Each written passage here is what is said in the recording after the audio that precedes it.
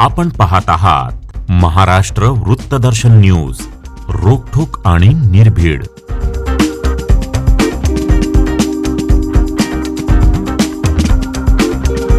मालगाव पंचायत समिती गणातून महाविकास आघाडीकडून प्रदीप सावंत यांनी आपला उमेदवारी अर्ज दाखल केला आहे.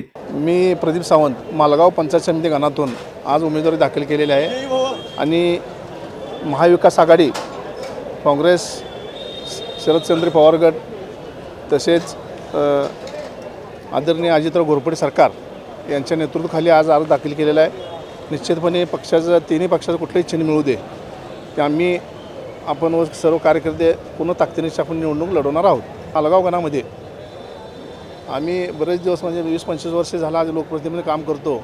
आज पंचायत समिती मालगाव गण ओपन पुरुष असल्यामुळं येणाऱ्या भविष्यात पंचायत समितीच्या माध्यमातून जो विकास करता येईल व नेत्यांच्या आशीर्वादानं जेवढा निधी आणता येईल त्या गणामध्ये ज्या समस्या असतील त्या अडचणी असतील त्या सोडवण्याचा प्रयत्न मी निश्चितपणे करेन, एवढी खात्री देतो.